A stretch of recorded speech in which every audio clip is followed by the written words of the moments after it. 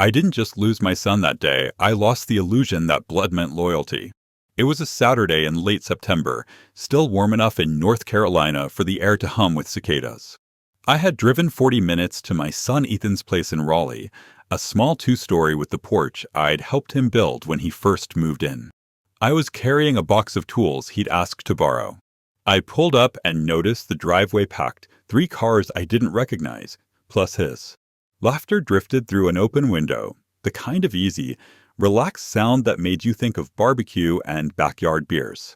I stepped onto the porch and knocked. No answer. I knocked again, harder. The door opened a crack. It was Claire, his wife. Her smile was tight, like a photograph taken at the wrong moment. "Oh, hi, Tom." "Hey, Claire." I brought Ethan's tools. Her hand stayed on the door. "We're actually in the middle of something." I glanced past her and caught a glimpse of Ethan in the living room, beer in hand, laughing with a group of people, none of whom I knew. "Looks like a party," I said. "It's just friends from work," she said quickly. "We didn't think you'd want to come." "Didn't think I'd want to?" Ethan didn't mention anything. She gave me a look that was meant to be polite, but landed like a slap. "We're keeping it small." From inside, someone called her name. She stepped out, closing the door behind her. "Listen, Tom, maybe it's better if we set up a time to see you. Just us." Something inside me shifted. "Claire, am I not welcome here?" She sighed, like I'd asked an inconvenient question. "It's not about that. It's just, sometimes you make people uncomfortable. You don't really fit in with our crowd." I stared at her, the heat from the late afternoon sun pressing on my back. "Our crowd," I repeated, letting the words settle. Ethan finally appeared in the doorway, not looking at me directly. "Dad, maybe this isn't the best time." No anger in his voice, just dismissal. As if I were a neighbor selling raffle tickets. "Got it," I said, setting the box of tools on the porch. "You'll know where to find me." The door closed, and I heard the lock click. I walked back to my truck, each step heavier than the last. By the time I reached the driver's seat, the laughter inside had started up again louder, as if my absence made the air lighter. On the drive home, the questions piled up. When had I become an outsider in my own family? Was it because I didn't speak their language of brunch spots and networking events? Or was it easier for them to cut me out than to explain me to their friends? When I pulled into my driveway, I saw the porch light flicker on automatically, a small piece of technology Ethan had once installed for me, proud of his smart home skills. Now it felt like the house was welcoming me back, the only place I was still wanted. I went inside, poured a glass of water, and sat at the kitchen table staring at nothing. The silence felt different now, heavier, edged with something I didn't yet have a name for. That night, I couldn't sleep. At 2 a.m, I found myself scrolling through old photos on my phone. Ethan at 8 years old holding a model airplane we built together. Ethan at 17, sweaty and grinning after winning his high school football game. Back then, my place in his life had been unquestionable. Somewhere between those photos and today, I'd been moved to the margins. I closed the phone and sat in the dark, the decision forming without me even pushing it.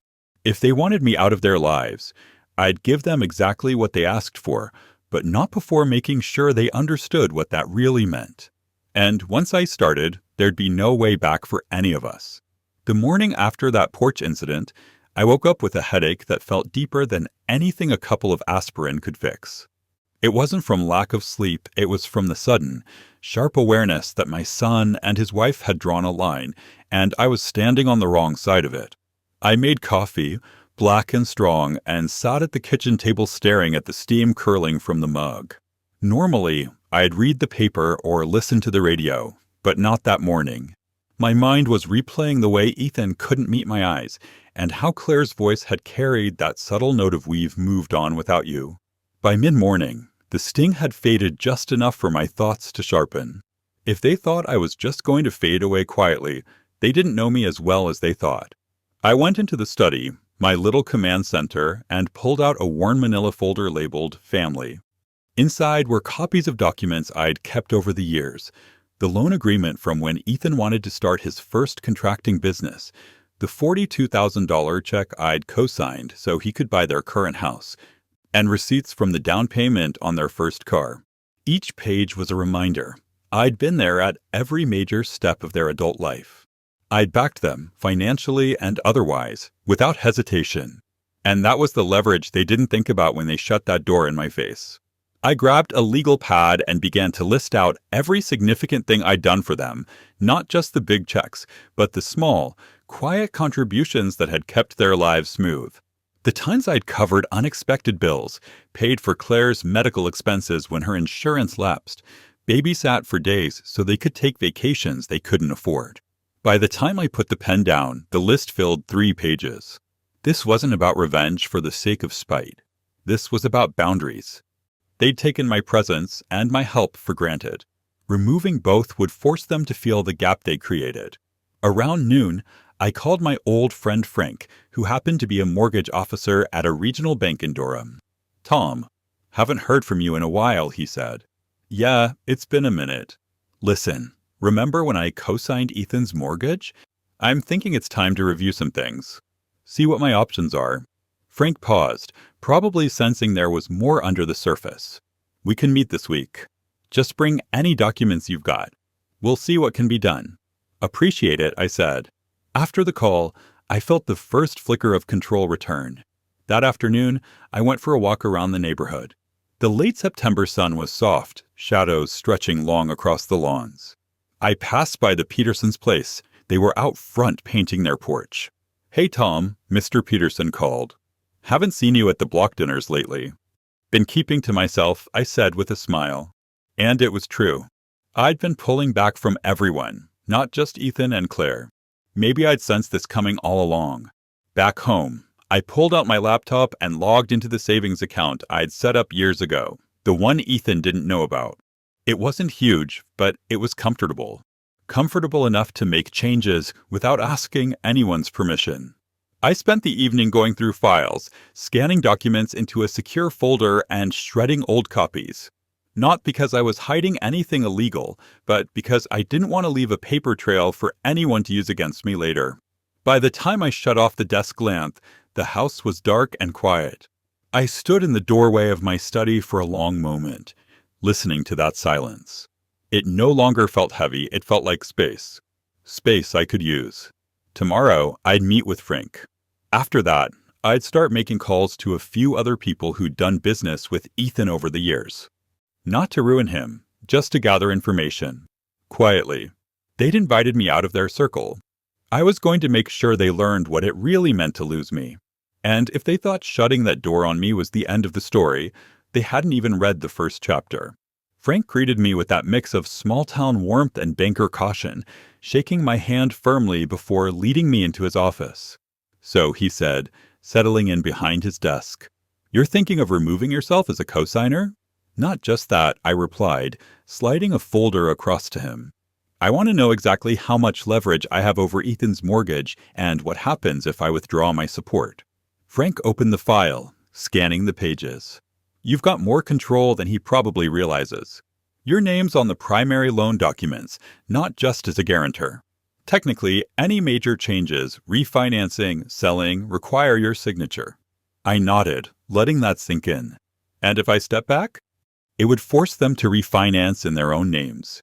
Depending on their credit and income, that could mean higher rates, maybe even requalification issues." I leaned back. "Good to know." Frank closed the folder. "Tom, I've known you a long time. You're not doing this just to be petty. What's going on?" I hesitated, then said, "Let's just say I'm making sure I'm not taken for granted anymore." He didn't push further.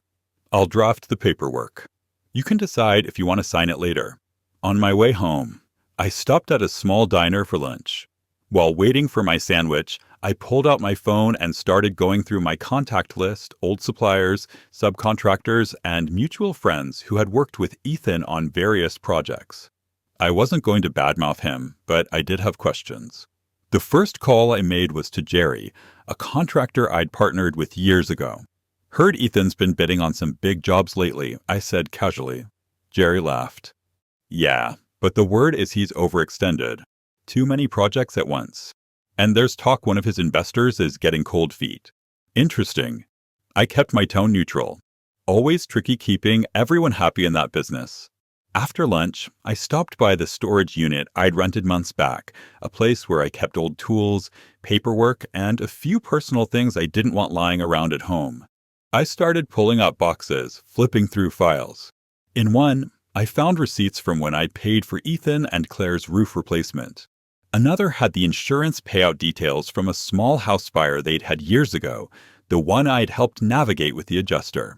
Every piece was another reminder. I'd been the safety net for years.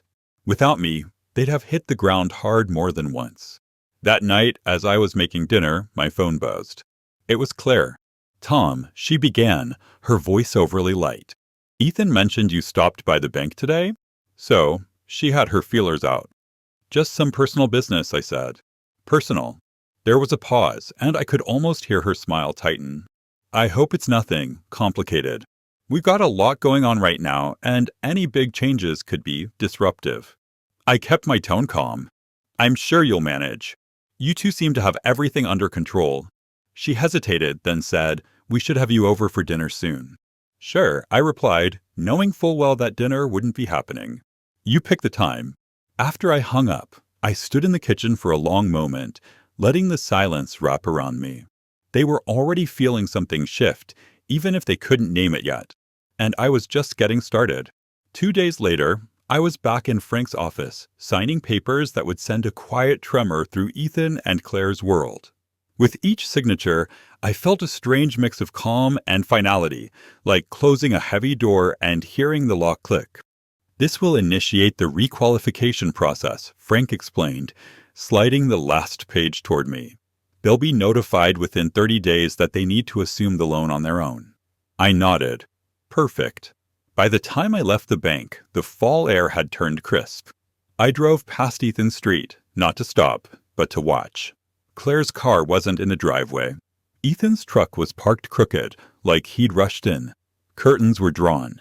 They were probably in that same living room where I'd been turned away, talking strategy, only this time they wouldn't realize the conversation had already started without them. That afternoon, I called a different old friend, Leonard, a CPA I'd worked with on tax filings over the years. "Leonard, remember when I helped Ethan with his early business setup?" "Of course. You co-signed a couple of lines of credit, too, if I'm not mistaken." "You're not.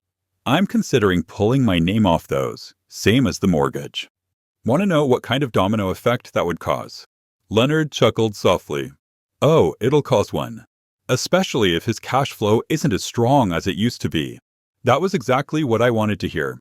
By early evening, I was at my desk, drafting a letter to the small investment group that Ethan and I had both contributed to years back. My tone was polite, professional, effective immediately. I'd be withdrawing my participation and liquidating my shares. It wasn't a huge amount of money, but it would force them to reevaluate their funding pool, and Ethan's stake had been partially cushioned by mine. The next day, the first call came. It was Ethan. "Dad," he said without preamble, "Claire told me you've been making changes." "What's going on?" I kept my voice level. "Just getting my affairs in order. Simplifying things." He let out a tight laugh. "You realize this affects us, right?" "The mortgage, the credit lines, Ethan," I cut in. "You made it clear the other day that I'm not part of your circle anymore." "I'm just making sure my responsibilities match my place in your life." There was a long silence. Then, "This isn't like you." "No," I agreed. "This is exactly like me. You just forgot what that means." That evening, I was sitting on the porch when a car pulled up. Claire stepped out, heels clicking against the walkway. She climbed the steps and didn't bother with pleasantries. "We need to talk," she said, arms folded. I gestured to the empty chair beside me. "Go ahead." "You're putting us in a bind," she said, her voice tight. "The refinancing alone, do you know how much stress that causes? I imagine it's similar to standing on your own porch, holding a box for your son, and being told you don't fit in." Her jaw tightened. "That was poorly handled." "That was honest," I countered. "And so is this." She stared at me for a long moment, then softened her voice. "Tom, you've always been generous. We've always appreciated it." I smiled faintly. "Appreciation is nice. Respect is better." For the first time since this began, she looked uncertain. And in that flicker of uncertainty, I knew the tide was beginning to turn. By the last week of October, the tremors I'd set off were no longer subtle. They were loud enough to rattle the very walls of Ethan and Claire's carefully curated life. Frank called first, his voice measured, but tinged with something he didn't bother to hide: curiosity. "Tom, you should know, they're having a hard time with the refinance. The bank's requiring higher income verification, and their debt-to-income ratio isn't looking good. Credit scores dipped too." I didn't interrupt.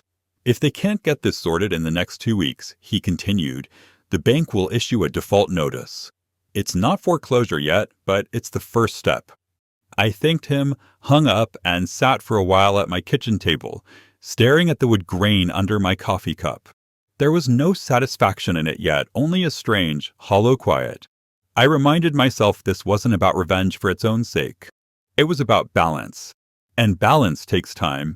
2 days later, Leonard, the CPA, left me a voicemail. "Ethan's pulled almost all available credit from those business lines you used to back. Looks like he's trying to keep his projects afloat. That's a short-term bandage, Tom. It won't hold." The picture was getting clearer. Ethan was scrambling. That evening, I was halfway through chopping vegetables for a stew when my phone lit up. His name. I answered, keeping my voice neutral. "Hello." "Dad." The word came out with a forced steadiness, but I could hear the strain underneath. "I need your help. Just temporarily. If you could reinstate your name on the mortgage, or maybe sign back onto the credit line." "No," I said. Not sharply, just simply.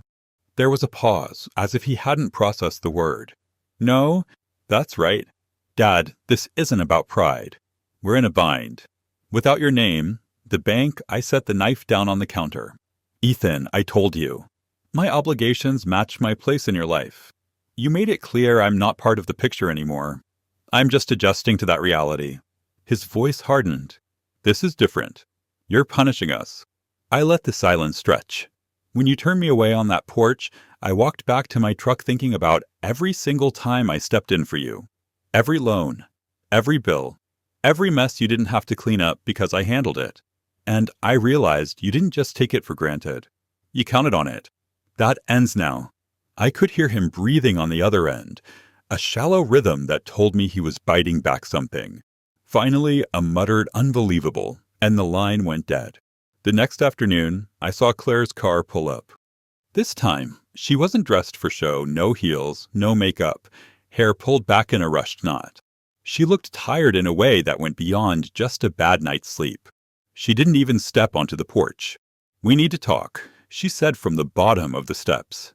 I stayed where I was, leaning against the doorframe. "Go ahead." "You're putting us in a corner we can't get out of," she said. Her voice clipped. "The refinance alone, do you have any idea what kind of pressure this creates?" "I imagine it's about the same kind of pressure you felt when you told me I didn't fit in with your crowd," I said evenly. She winced, and for a second, I thought she might admit something. Instead, she tried a softer approach. That day, that was handled badly. She stopped, looked away, then met my eyes again.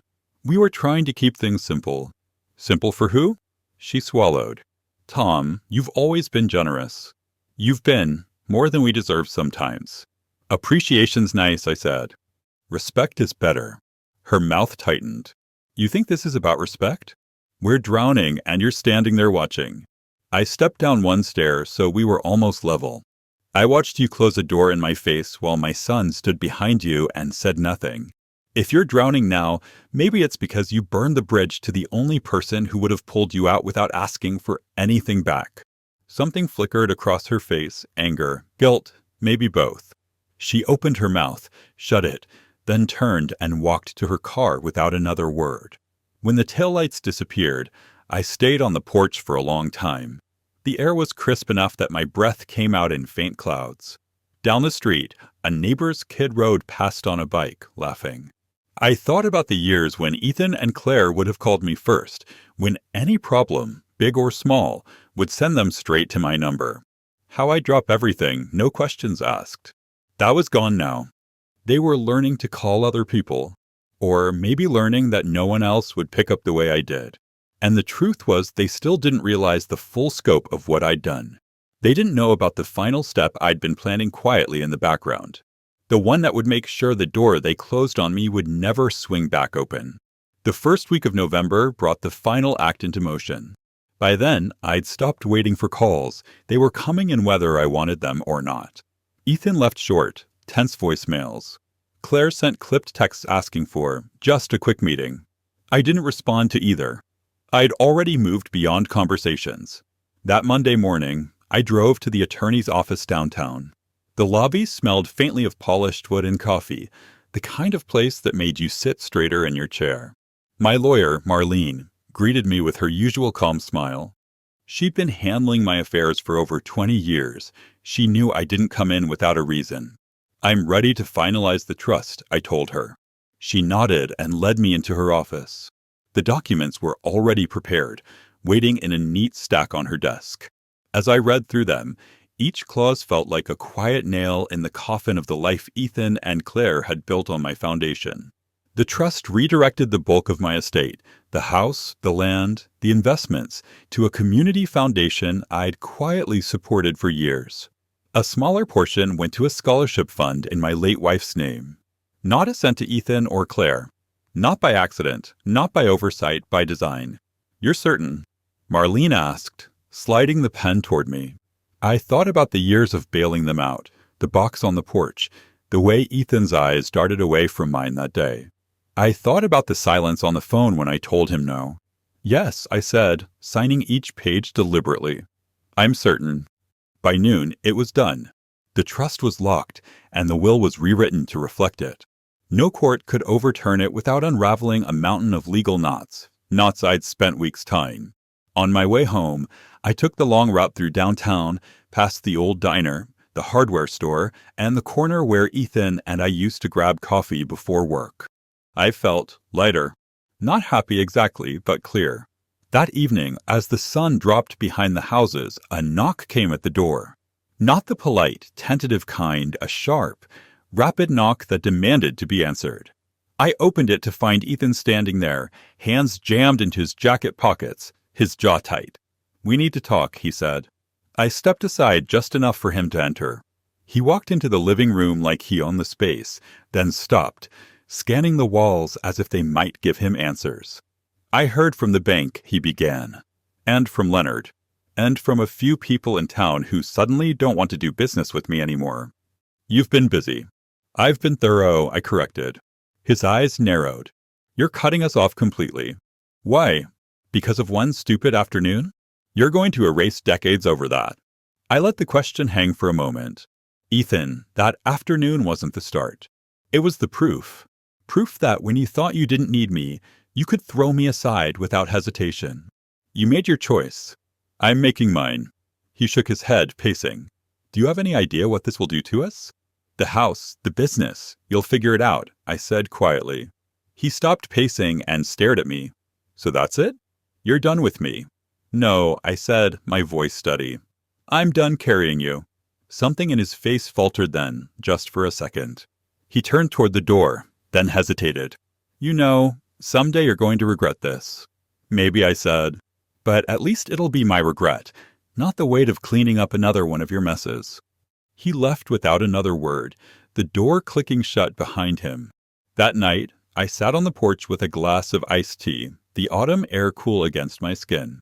Across the street, the Petersons were stringing early Christmas lights, their laughter carrying faintly through the air. In the quiet, I thought about how endings rarely come all at once. They come in pieces, a look, a word, a decision made in a lawyer's office. And then one day, you realize the bridge is gone, not burned in a flash, but dismantled plank by plank until there's nothing left to cross. Ethan and Claire would keep living their lives. They'd scramble, adjust, maybe even recover. But they'd do it without the safety net I'd always been. And that was the point. They'd shut a door on me. I just made sure it stayed closed.